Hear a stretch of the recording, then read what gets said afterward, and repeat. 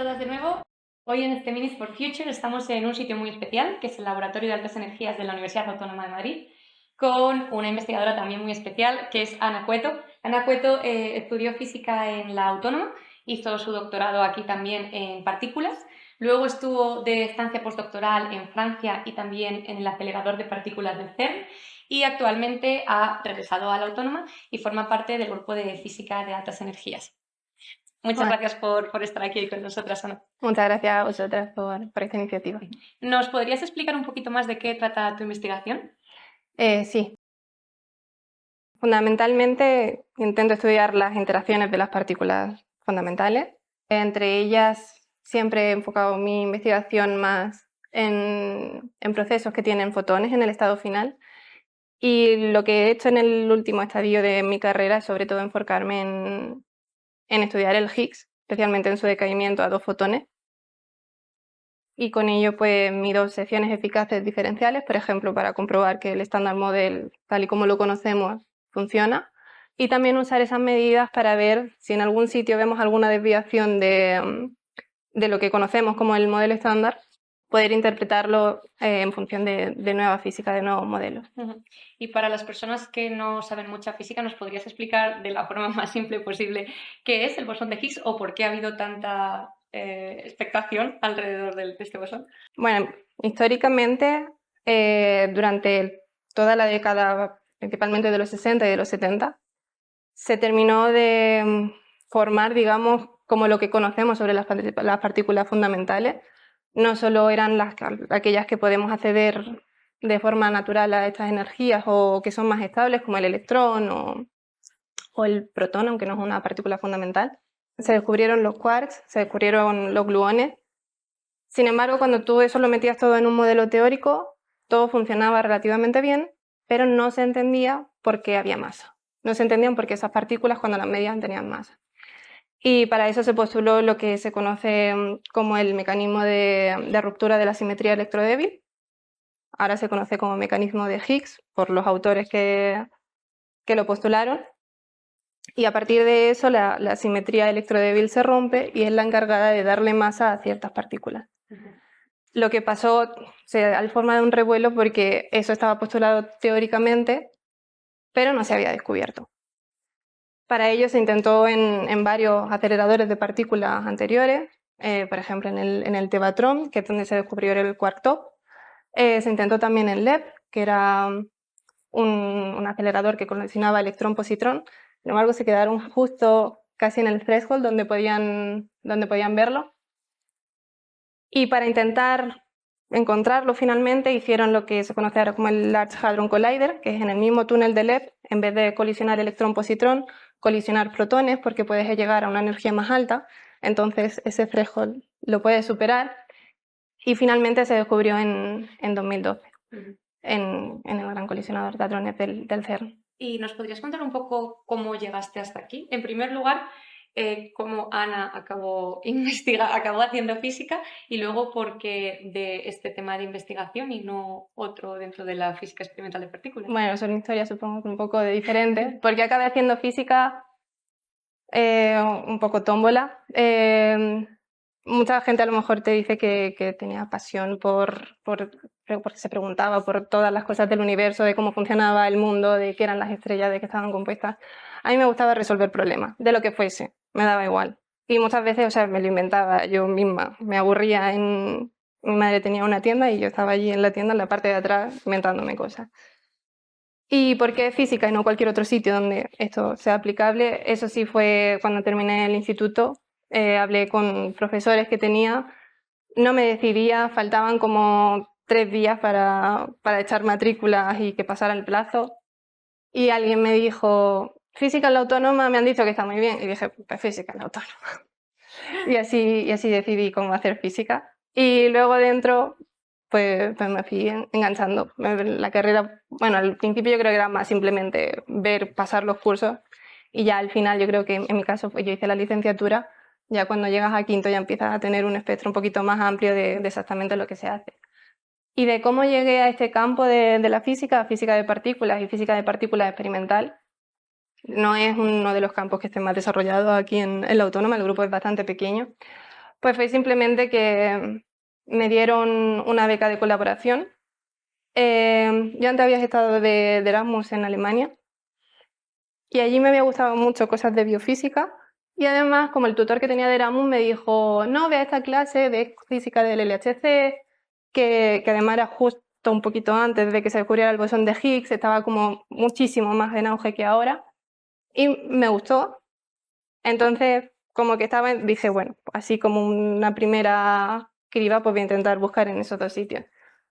Fui al departamento, no recuerdo cuál era, creo que no sé si era del departamento de física condensada, pero donde estaba un señor que hacía cosas de biofísica, pero no estaba muy entusiasmado, me dijo que sí, que había gente que había ido a hacer cosas de biofísica, pero que bueno, que habían hecho un proyecto así pequeño, tal, pero nada.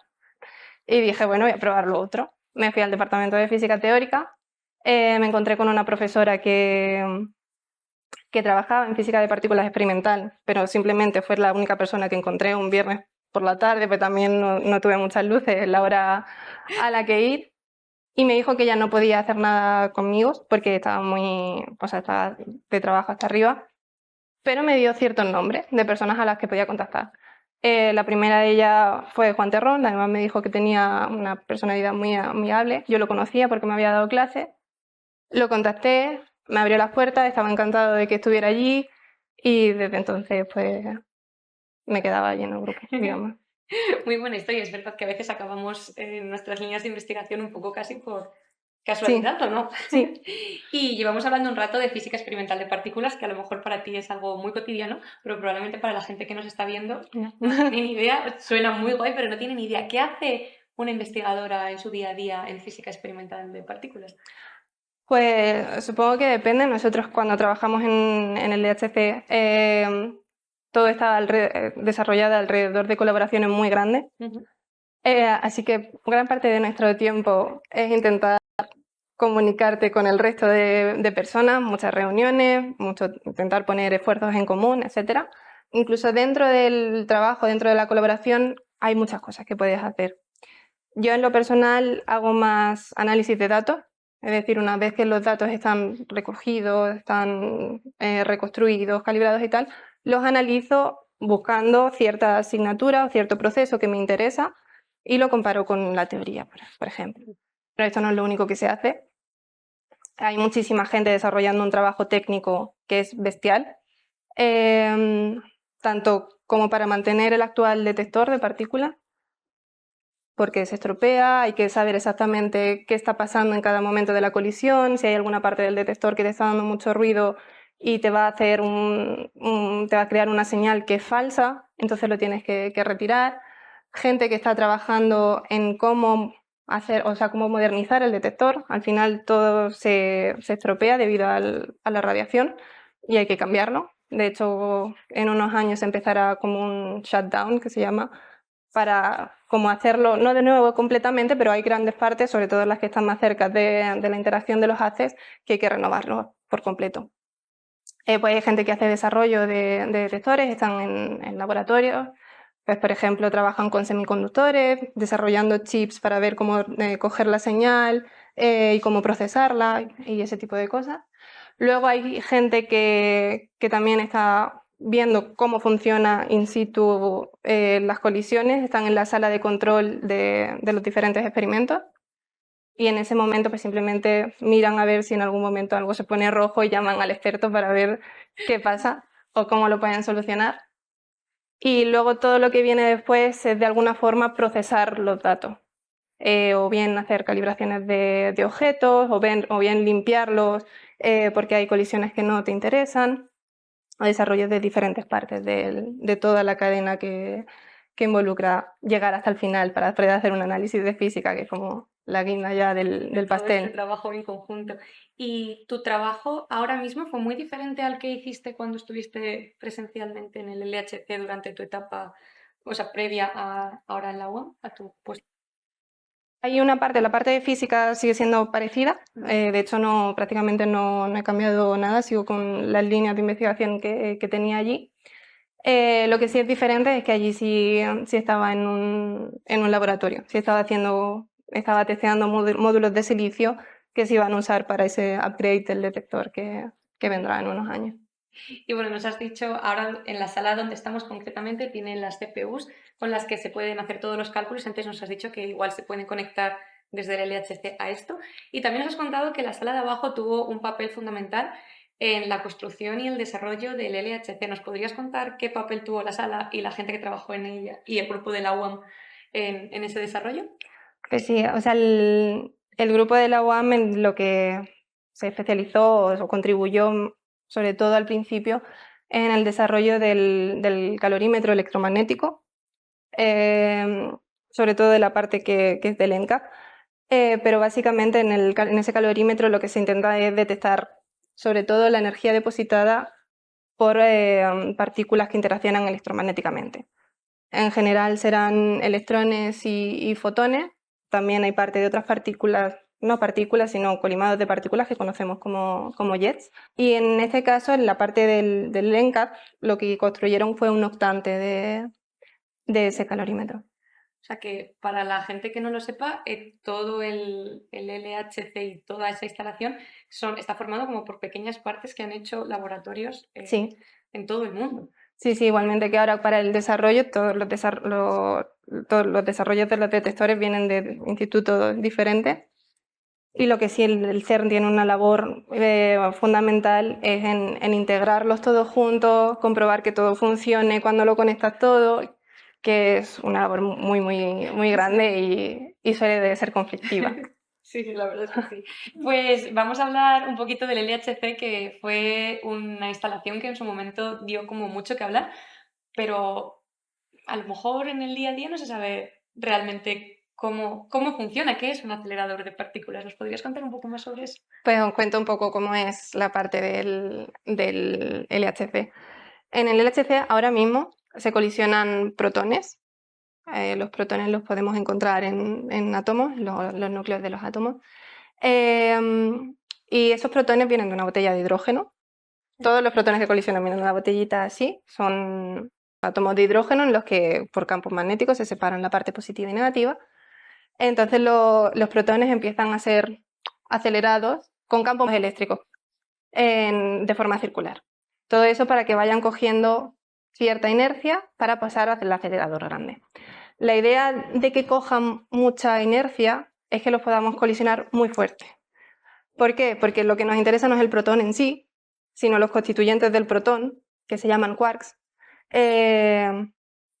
y en parte también los gluones, que son los encargados de mantener el protón todo junto.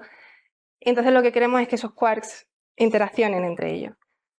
Y para eso tenemos que colisionar los protones muy, muy fuertes, a una energía en el centro de masa muy alta, también para que todas esas interacciones que vienen de entre los dos quarks o gluones tengan la suficientemente energía para que pueda ser detectada por nuestro sistema del detector y nuestros detectores de partículas en general.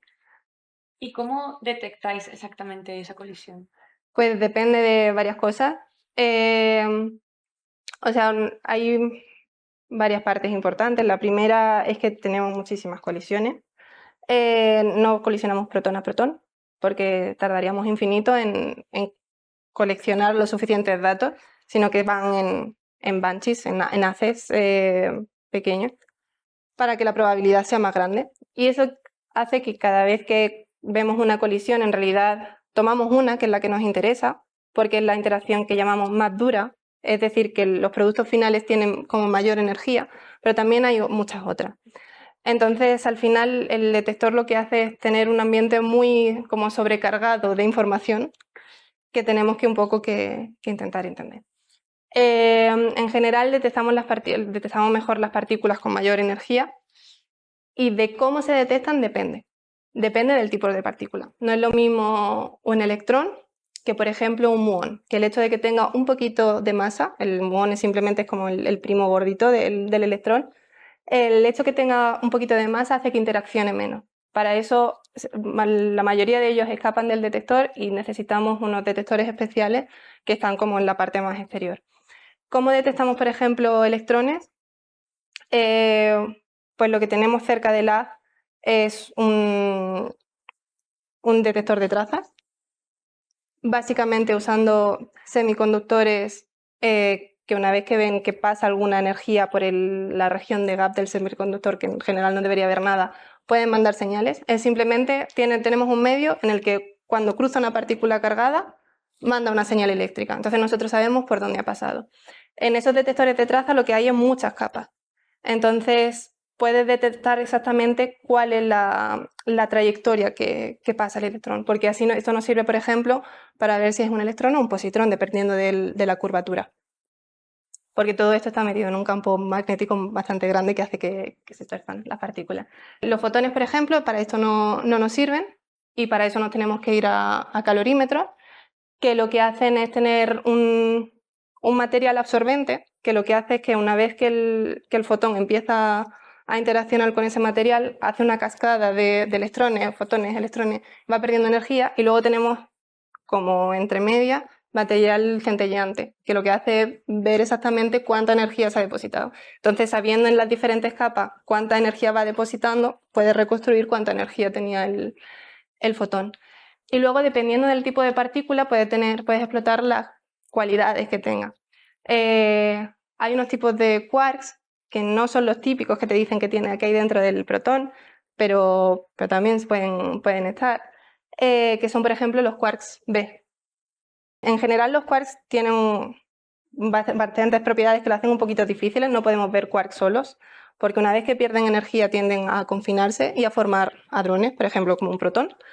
Pero estos quarks B, lo que pasa es que tienen masa y lo que se detecta es que hay un segundo vértice de decaimiento. Vuelan un poquito y hay un segundo vértice de decaimiento. Entonces, por la detección de ese segundo vértice, es como podemos decir que un quark, que a lo mejor lo detectas como cualquier otro quark en lo que llamamos jets experimentalmente, pues si ves que tiene cierto momento, o sea, cierta distancia de vuelo, puedes decir, pues este es un quark. Obviamente todo con cierta probabilidad. Siempre nos equivocamos un poquito, pero eso luego se puede corregir cuando procesas los datos. ¿Y para qué exactamente queremos colisionar partículas? ¿Para ver qué otras partículas salen de ahí o también tenemos otra información extra? Información extra, bueno, tenemos cierta información sobre cómo están los quarks y los gluones dentro del protón. Eso nos lo puede dar a través de cómo es la colisión. Pero sobre todo es porque a las energías que tenemos no podemos acceder a partículas como las que accedemos en el LHC. Yo no puedo generar, por ejemplo, fácilmente o con electrones un quark top o un bosón de Higgs.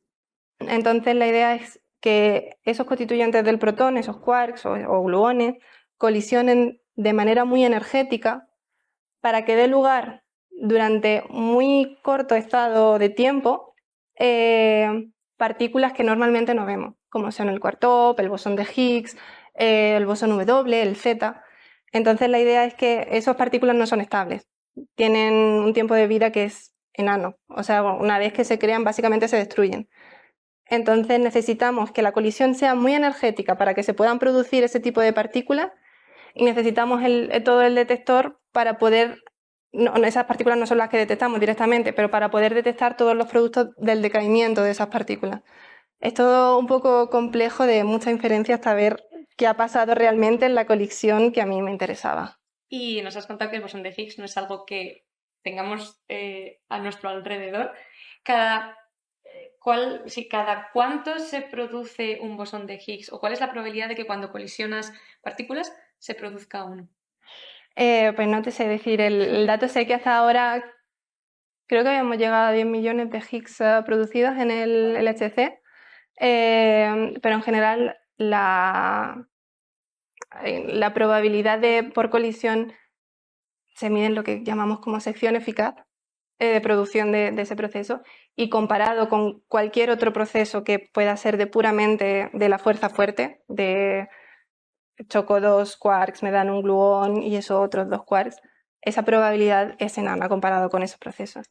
Entonces, uno de los desafíos grandes, por ejemplo, en la detección del bosón de Higgs, es que si yo detecto, por ejemplo, dos fotones que vengan del Higgs, yo no sé directamente si vienen del Higgs o no. Porque hay otros procesos con una sección eficaz muchísimo más grande que están por detrás. ¿Qué pasa? que lo que llamamos en este caso es que hay como una resonancia. Y cuando tú miras la masa invariante de 2 fotones, lo que ves es un piquito. Entonces, todo se basa en intentar describir bien como las colas y saber exactamente dónde está, ver ese piquito en los datos. Y ahí es donde entráis vosotros, supongo, en el análisis de estos datos, pero ¿cómo llegáis a ese tipo de conclusiones de los datos que os dan puramente de los detectores? ¿Cuál es el proceso de transformación o de procesamiento o de limpieza de datos? Pues hay varios. Primero se mide o sea, la carga que se ha recolectado en cada una de las celdas de las diferentes partes del detector. Se mira con las de alrededor, de si hay alguna que tenga mucho ruido, entonces se tapan. Y a partir de ahí viene todo un proceso de reconstrucción. Nosotros, por ejemplo, en el calorímetro, pues hay varias celdas. Y normalmente lo que suele ocurrir es que si, por ejemplo, hay alguna partícula que interacciona ahí, como un fotón, pues como que hay en varias celdas colindantes en las que tú colectas cierta energía. Dependiendo de cómo sea esa cascada, puedes, por ejemplo, identificar que es un fotón. Entonces lo que se hace es toda una reconstrucción mirando pues cómo es el clúster, o sea, las celdas que están alrededor de ese depósito de energía, o en las trazas ver exactamente dónde han chocado con el detector de trazas para reconstruir exactamente cuál es el momento, cuál es la dirección de la partícula. Y luego, después de eso, que es como la reconstrucción primera, viene un proceso de identificación, de decir, pues esta señal que he detectado aquí, que tiene tal depósito de energía, que es de una partícula que tiene tantos hits en esta parte, o sea, ha colisionado tantas veces o chocado tantas veces con el detector y luego me ha dejado este depósito de energía, quiere decir que es un electrón.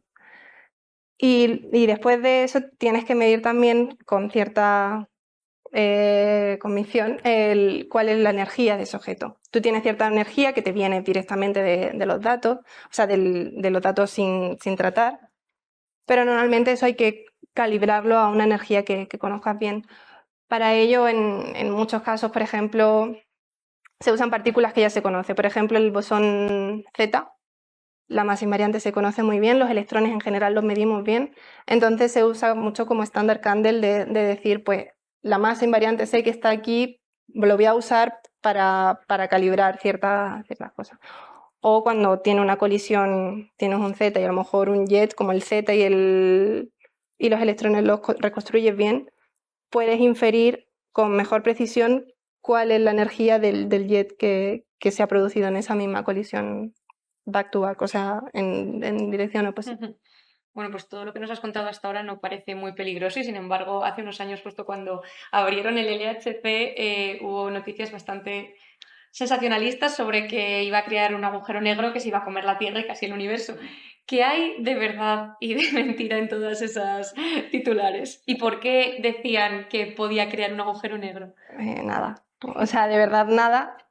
Es verdad que se buscan por agujeros negros microscópicos, pero a un nivel en el que no te afectaría absolutamente en nada. Yo creo que el único peligro del LHC es si te pones a su lado a la vez que estás tomando datos porque hay muchísima radiación. Pero para eso está a 100 kilómetros bajo tierra, está todo bien sellado. Estando allí al lado, la radiación que tienes es enana, es muchísimo menor que si te montas en un avión. No hay peligro, no se va a acabar el mundo, no va a haber agujero negro ni nada, o sea, no hay ningún peligro en eso.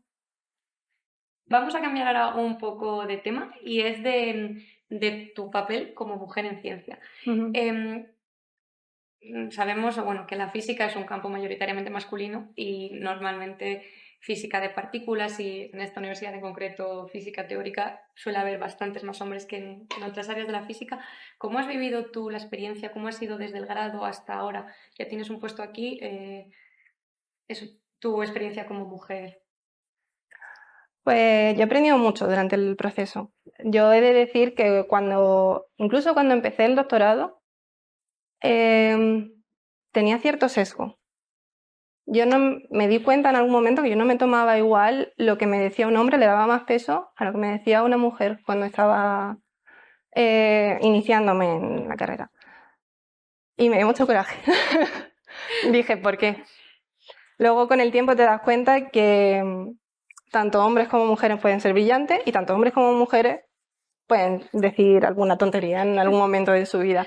Y todos tenemos el mismo derecho a no ser la persona más brillante, porque es una cosa que tendemos a hacer mucho las mujeres, que es exigirnos, si estamos en un sitio, tener que demostrar cada vez que merecemos estar ahí, que no nos están regalando nada, etc. Y en general tenemos el mismo derecho a ser igual de torpes, de listos, de brillantes, de excelentes que los hombres.